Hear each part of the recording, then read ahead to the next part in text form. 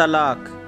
न्यायाधीश ने चौथी पेशी में अपना फैसला सुनाते हुए कहा, आप दोनों का तलाक मंजूर किया जाता है। देव और साधना अलग हो चुके थे। इस अलगाव में अहम भूमिका दोनों पक्षों के माता पिता जीजा की थी। दोनों के माता पिता इस विवाह से खफा थे। दोनों अपने बच्चों को कोसते रहे। विवाह की खबर मिलने से तलाक के पहले तक दूसरी जाति में शादी, घर परिवार समाज रिश्तेदार में नाक कटा कर रख दी। कितने लाड़ प्यार से पाल पोस कर बड़ा किया था, कितने सपने सजाए थे, लेकिन प्रेम में पगलाए कहाँ सुनते हैं किसी की। देव और साधना दोनों बालिग थे और एक अच्छी कंपनी में नौकरी करते थे। साथ साथ एक दूसरे से मिलते, एक दूसरे को देखते। कब प्रेम हो गया उन्हें पता ही नहीं चला। फिर दोनों छिप छिप कर मिलने लगे। प्रेम बढ़ा और बढ़ता ही गया। बात यहाँ तक आ गई कि एक दूसरे के बिना जीना मुश्किल होने लगा। वे जानते थे कि मध्य वर्ग के परिवार में दूसरी जाति में विवाह निषेध है।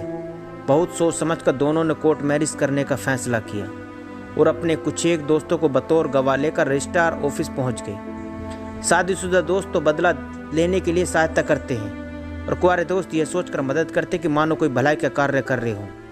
ठीक 1 माह बाद विवाह हो गया। दोनों के वकील ने पति पत्नी के गवाहों को अपना कार्ड देते हुए कहा, यह मेरा कार्ड, कभी ज़रूरत पड़े तो याद कीजिए। क्यों? देव ने पूछा। वकील ने हंसते हुए कहा था, नहीं, अक्सर पड़ती है, कुंवारों को भी और शादीशुदा को भी। मैं शादी और तलाक दोनों का स्पेशलिस्ट हूँ।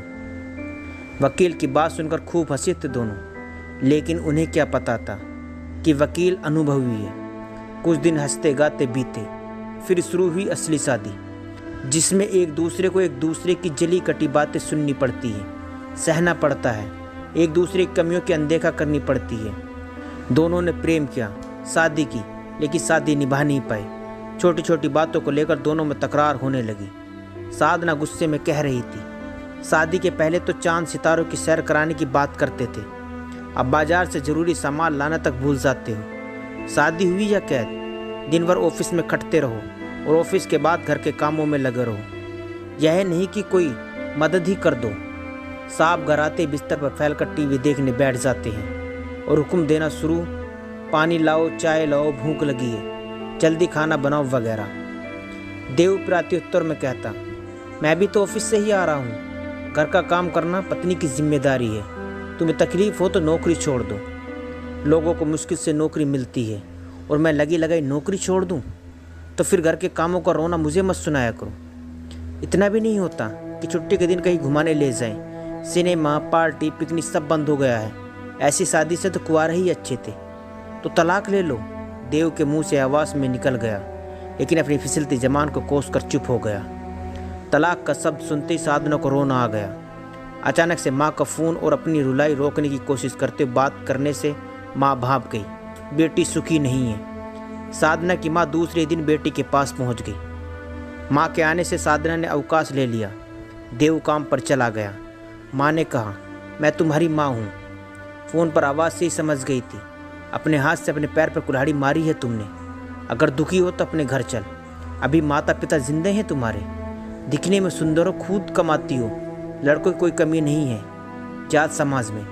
अपनी बड़ी बहन को देखो, कितनी सुखी है। पति साल में 4 बार मायके लेकर आता है और आगे पीछे घूमता है। एक तुम हो, तुम्हें परिवार से अलग करके शादी के नाम सिवा दुख के क्या मिला? पति की बेरुखी और तलाक सबसे दुखी पत्नी को जब माँ की संतावना मिली तो फूट फूट कर रोने लगी। माँ ने उसे सीने से लगाकर कहा, 2 वर्ष से अपना मायका नहीं देखा, अपना पिता और बहन से नहीं मिली, चलो घर चलने की तैयारी करो। साधना ने कहा, माँ लेकिन देव को बताए बिना कैसे आ सकती हूँ? शाम को जब घर पर नहीं मिलूंगी तो वो क्या सोचेंगे? माँ ने गुस्से में कहा, जिस आदमी ने कभी तुम्हारी खुशी के बारे में नहीं सोचा उसके बारे में अब भी इतना सोच रही हो। पत्नी हो, गुलाम नहीं। फ़ोन करके बता देना। सादरी अपनी माँ के साथ मायके आ गई। शाम को जब देव ऑफिस से लौटा तो घर पर ताला लगा पाया। दूसरी चाबी उसके पास रहती थी। ताला खोलकर फ़ोन लगा तो पता चला कि साधना अपने मायके से बोल रही है। देव ने गुस्से में कहा, तुम बिना बताए चली गई। तुमने बताना भी ज़रूरी नहीं समझा। माँ के कहने पर अचानक प्रोग्राम बन गया। साधना ने कहा। देव ने गुस्से में न जाने क्या क्या कह दिया। उसे खुद ही समझ नहीं आया कहते वक्त, बस क्रोध में बोलता गया, ठीक है वही रहना, अब यहाँ आने की ज़रूरत नहीं। मेरा तुम्हारा रिश्ता ख़त्म, आज से तुम मेरे लिए मर। उधर से रोते हुए साधना की आवाज़ आई, अपने मायके ही तो आई हूँ, वह भी माँ के साथ। उसमें तभी साधना की माँ ने उससे फ़ोन झपटते हुए कहा, बहुत रुला लिया मेरी बेटी को। यह मत समझना कि मेरी बेटी अकेली है, अभी उसके माता पिता जिंदा हैं। एक रिपोर्ट में सारी अकड़ भूल जाओगे। कोर्ट कचहरी की धमकी दे रही है। अगर उसका परिवार है तो मैं भी तो कोई अकेला नहीं हूँ। देव भी अपने घर चला गया। उसके परिवार के लोगों ने भी यही कहा, तुमने गैर जात की लड़की से शादी करके जीवन की सबसे बड़ी भूल की है। तलाक लो, फुर्सत पाओ। हम समाज की किसी अच्छी लड़की से शादी करवा देंगे। शादी दो परिवारों का मिलन है। जो गलती होगी उसे भूल जाओ। अभी तुम्हारी उम्र ही क्या है। अच्छे दिखते हो, अच्छी कमाई है, अभी भी कुछ नहीं बिगड़ा। सुबह का भूला शाम को घर आ जाए तो उसे भूला नहीं कहते। अच्छा हुआ कि कोई बाल बच्चा नहीं हुआ, वरना फंस गए थे बुरी तरह। पूरा जीवन बर्बाद हो जाता। तुम्हारे बच्चों की शादी किस जात में होती। यह शादी ही नहीं थी, धोखा था। लड़के लड़की को बहला फुसलाकर प्रेम जाल में फंसा लिया गया था। उनका बेटा बेटी तो सीधा साधा था। अब तलाक ही एकमात्र विकल्प है। यह शादी टूट जाए तो ही सबका भला है। ऐसे में जीना नाम के प्राणी को घर का सम्मानित व्यक्ति समझ लिया जाता है और जीजा वही कहता है जो सास ससुर समाज कहता है। इस गठबंधन के बंद तोड़ने का काम जीजा को आगे बढ़ाकर किया जाता है। जब देव साधना से और साधना देव से बात करना चाहते तो दोनों तरफ से माता या पिता फ़ोन उठाकर खरी खोटी सुनाकर तलाक की बात पढ़ जाते और बच्चों के कान में उल्टे सीधे मंत्र फूंक कर एक दूसरे के खिलाफ घृणा भरते। तलाक की पहली पैसी में भी पति पत्नी आपस में बात न कर पाए। इस उद्देश्य से घर समझा बुझा कर लाया गया था। कोर्ट में और साथ में माता पिता जीजा हरदम बने रहते कि कहीं कोई बात ना हो जाए। इस बीच साधना ऑफिस नहीं गई। उसने भोपाल तबादला करवा लिया, या कहीं करवा दिया गया। मजिस्ट्रेट के पूछने पर दोनों पक्षों ने तलाक के लिए रजामंदी दिखाई। फिर दूसरी पेशी में उनके वकीलों ने दलीलें दी। तीसरी पेशी पत्नी और पति के साथ में थोड़ा समय के लिए छोड़ा गया। कुछ झिझक, कुछ गुस्सा, कुछ दबाव के चलते कोई निर्णय नहीं हो पाया। चौथी पेशी में तलाक मंजूर कर लिया गया। इस बीच 3 वर्ष गुजर गए। जिस जोर शोर से परिवार के लोगों ने दोनों को तलाक करा, उसी तरह विवाह की कोशिश भी की, लेकिन जो उत्तर मिलता उन उत्तरों से खींचकर वे अपने बच्चों को ही दोषी ठहराते। तलाकशुदा से कौन शादी करेगा। 30 साल बड़ा 2 बच्चों का पिता चलेगा जो विदुर है। घर से भागकर पराई जात की लड़की से शादी, फिर तलाक। एक व्यक्ति है तो लेकिन अपाहिज है, एक और है लेकिन सजा याफ्ता है लड़की से ज़बरदस्ती के केस में। माँ ने गुस्से में कह दिया, बेटी तुम भागकर शादी करने की गलती न करती तो मजाल थी ऐसे रिश्ते लाने वालों की। समाज माफ़ नहीं करता। फिर माँ ने समझाते हुए कहा, ऐसी बहुत सी लड़कियां हैं जो बिना शादी के ही परिवार की देखरेख में जीवन गुजार देती हैं। तुम भोपाल में भाई भाभी के साथ रहो, अपने भतीजे भतीजियों की बुआ बनकर उनकी देखरेख करो। साधना ने भाभी को भी धीरे से भैया से कहते हुए सुन लिया था कि दीदी की अच्छी तनख्वाह है, हमारे बच्चों को सपोर्ट हो जाएगा। मन मार कर वह भाई भाभी के साथ रहने लगी। भाभी के हाथ में चिंता, भैया ड्राइंग में अपने दोस्तों के साथ गप्पे लड़ाते, टीवी देखते रहते और वह दिन भर थकी हारी ऑफिस से आती तो दोनों भतीजे उसे पढ़ाने या उसके साथ खेलने की जिद करते उसके कमरे में आकर। कुछ ऐसे ही देव के साथ हुआ। तलाक के बाद शादी की जहाँ भी बात चलती तो लड़का तलाकशुदा है, कोई गरीब ही अपनी लड़की मजबूरी में दे सकता है, कौन जाने कोई बच्चा भी हो। फिर तलाश की गई लड़की की उम्र बहुत कम होती या उससे बिल्कुल पसंद ना आती। पिता गुस्से में कहते, दामन पर दाग लगा है फिर भी पसंद नापसंद बता रहे हो, फिर भी तुम्हारे जीवन को सुखी बनाने के लिए कर रहे हैं तो 10 कमियां निकाल रहे हैं जनाब। पढ़ी लिखी नहीं है, बहुत कम उम्र की है, दिखने में ठीक ठाक नहीं है। परिवार के व्यंग से तंग आकर देव ने कई बार तबादला कराने की सोची, लेकिन सफलता नहीं मिली। इन 3 वर्षों में वह सब सुनता रहा और एक दिन उसे प्रमोशन मिल गया और उसका तबादला भोपाल हो गया। उसे मंगलवार तक ऑफिस ज्वाइन करना था। रविवार को उसने कंपनी से मिले नौकर की मदद से कंपनी के क्वार्टर में सारी सामग्री जुटा ली। सोमवार को उसने बाकी छोटा मोटा घरेलू उपयोग का सामान लिया और मन बहलाने के लिए 6 बजे के शो का टिकट लेकर पिक्चर देखने चला गया। ठीक 9 बजे फिल्म छूटी। वह MP नगर से होकर निकला जहां उसका ऑफिस था। सोचा ऑफिस देख लूं ताकि कल आने में आसानी हो। MP नगर से ऑफिस पर नज़र डालते हुए अंदर की गलियों से मुख्य रोड पर पहुंचने का रास्ता तलाश रहा था। दिसंबर की ठंड भरी रात, गलियां सुनसान थी। उसे अपने से थोड़ी दूर एक महिला आगे की ओर तेज कदमों से जाती हुई दिखाई पड़ी। देव को लगा शायद यह किसी दफ्तर से काम करके मुख्य रोड पर जा रही हो जहां से ऑटो टैक्सी या सिटी बस मिलती है। वह इसके पीछे हो लिया। तभी उस महिला के पीछे 3 मवाली जैसे लड़कों ने चलकर भद्दे इशारे व्यंग करने शुरू कर दिए। ओ मैडम, इतनी रात को कहाँ, घर छोड़ दें या कहीं और। फिर तीनों ने उसे घेर कर उसका रास्ता रोक लिया। महिला चीखी। देव तब तक नज़दीक आ चुका था। एक मवाली ने उसे थप्पड़ मारकर चुप रहने को कहा। महिला फिर चीखी। उसे चीख जानी पहचानी लगी। उसके दिल में कुछ हुआ। पास आया तो वह उस महिला को देखकर आश्चर्य में पड़ गया।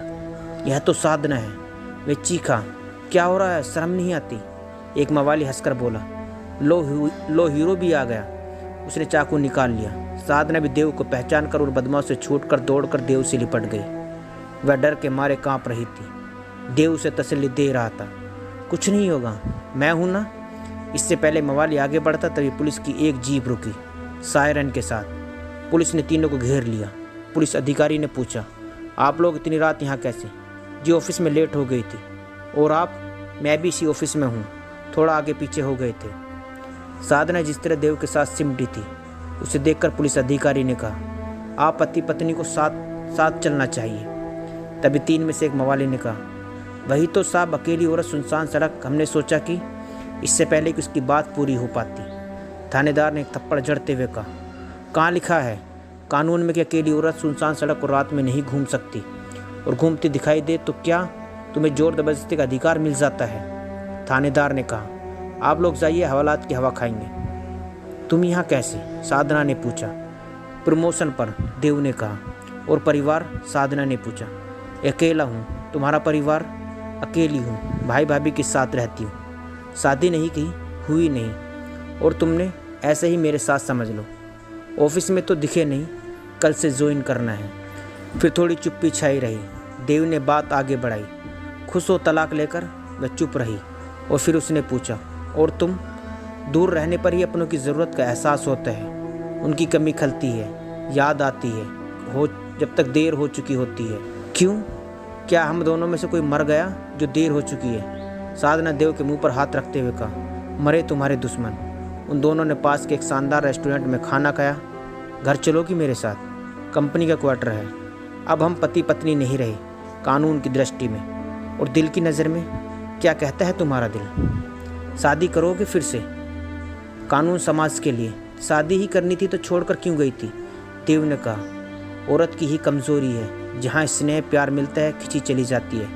तुम्हारी बेरुखी और माँ की प्रेम भरी बातों में चली गई थी। कुछ मेरी भी गलती थी, मुझे तुम्हारा ध्यान रखना चाहिए था। लेकिन अब फिर कभी झगड़ा हुआ तो छोड़कर तो नहीं चली जाओगी? देव ने पूछा। तौबा तौबा, एक गलती एक बार कभी सह लिया। बाहर वाले को सुनने से अच्छा पति पत्नी आपस में लड़ ले, सुन ले एक दूसरे की। अगले दिन ऑफिस के बाद वो दोनों एक वकील के पास बैठे थे।